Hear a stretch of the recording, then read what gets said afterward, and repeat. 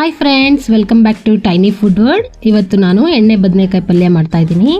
First ಒಂದು ಬಾಣಲಿಲಿ ಕಡಲೆ ಬೀಜನ ಹಾಕಿ ಸ್ವಲ್ಪ ಚೆನ್ನಾಗಿ ಅದನ್ನು ರೋಸ್ಟ್ ಮಾಡಿಕೊಂಡು ಎತ್ತಿಟ್ಕೋತಾ ಇದ್ದೀನಿ. ಈಗ ಅದೇ ಬಾಣಲಿಲಿ ಸ್ವಲ್ಪ ಎಣ್ಣೆಗೆ ಈರುಳ್ಳಿ ಬೆಳ್ಳುಳ್ಳಿ ಹಾಕಿ ಚೆನ್ನಾಗಿ ಫ್ರೈ ಮಾಡ್ಕೋತಾ ಇದ್ದೀನಿ. ಹಾಗೆ ಅದಕ್ಕೆ ಸ್ವಲ್ಪ ಚಕ್ಕೆ 2 ಲವಂಗನ ಸೇರಿಸಿ ಚೆನ್ನಾಗಿ ಫ್ರೈ ಮಾಡ್ಕೋತಾ ಇದ್ದೀನಿ. ಈಗ ಒಂದು ಮಿಕ್ಸಿ ಜಾರಲ್ಲಿ ಫ್ರೈ ಮಾಡ್ಕೊಂಡಿರೋವಂಥ ಆನಿಯನ್ ಮತ್ತು ಬೆಳ್ಳುಳ್ಳಿ ಮತ್ತು ಸ್ವಲ್ಪ ಟೊಮೊಟೊ, ಸ್ವಲ್ಪ ಧನಿಯಾ ಪೌಡರ್ ಮತ್ತು 2 ಟೇಬಲ್ ಸ್ಪೂನ್ ಖಾರದ ಪುಡಿ, ಸ್ವಲ್ಪ ಕೊತ್ತಂಬರಿನ ಹಾಕಿ ಮಿಕ್ಸಿ ಮಾಡ್ಕೋತಾ ಇದ್ದೀನಿ. ಈಗ ಬದನೆಕಾಯಿನ ಈ ಪ್ಲಸ್ ಆಕಾರದಲ್ಲಿ ಕಟ್ ಮಾಡಿಕೊಂಡು ಅದರೊಳಗೆ ನಾನು ಗ್ರೈಂಡ್ ಮಾಡಿ ಇಟ್ಕೊಂಡಿರೋವಂಥ ಮಸಾಲಾನ ಹಾಕಿ ತುಂಬ್ತಾ ಇದ್ದೀನಿ. ನೋಡಿ, ಈ ರೀತಿಯಾಗಿ ಮಸಾಲಾನ ಅದರೊಳಗಡೆ ಹಾಕಿ ತುಂಬಬೇಕು. ಅದೇ ರೀತಿ ಎಲ್ಲ ಬದನೆಕಾಯಿನೂ ಕಟ್ ಮಾಡಿ ಮಸಾಲ ಹಾಕಿ ತುಂಬ್ತಾ ಇದ್ದೀನಿ. ನೋಡಿ, ಈ ರೀತಿ ಮಸಾಲಾನ ಒಳಗಡೆ ಹಾಕಿ ತುಂಬಬೇಕು.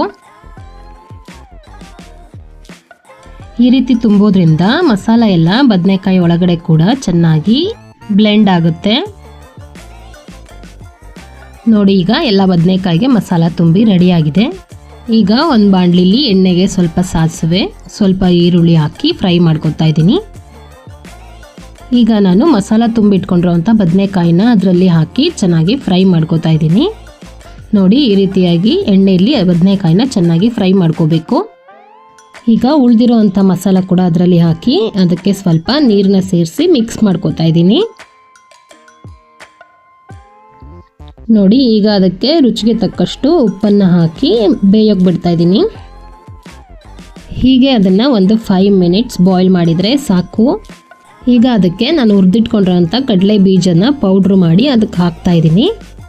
ನೋಡಿ, ಹೀಗೆ ಆ ಪೌಡರ್ನ ಚೆನ್ನಾಗಿ ಮಿಕ್ಸ್ ಮಾಡಿಕೊಂಡು ಒಂದು 2 ಮಿನಿಟ್ಸ್ ಬಾಯ್ಲ್ ಮಾಡಿಕೊಂಡ್ರೆ ಆಯಿತು, ಎಣ್ಣೆ ಬದನೆಕಾಯಿ ಪಲ್ಯ ರೆಡಿಯಾಗಿದೆ.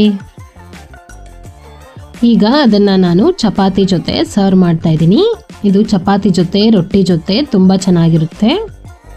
ಈ ಸಿಂಪಲ್ ಆ್ಯಂಡ್ ಟೇಸ್ಟಿ ಆಗಿರುವಂಥ ಬದನೆಕಾಯಿ ರೆಸಿಪಿನ ನೀವು ಕೂಡ ನಿಮ್ಮ ಮನೇಲಿ ಟ್ರೈ ಮಾಡಿ. ತುಂಬ ಚೆನ್ನಾಗಿ ಬಂದಿದೆ ಟೇಸ್ಟು. ಖಂಡಿತವಾಗ್ಲೂ ನಿಮ್ಮೆಲ್ಲರಿಗೂ ತುಂಬ ಇಷ್ಟ ಆಗುತ್ತೆ. ಈ ರೆಸಿಪಿ ಇಷ್ಟ ಆದಲ್ಲಿ ವಿಡಿಯೋಗೊಂದು ಲೈಕ್ ಮಾಡಿ. Thank you.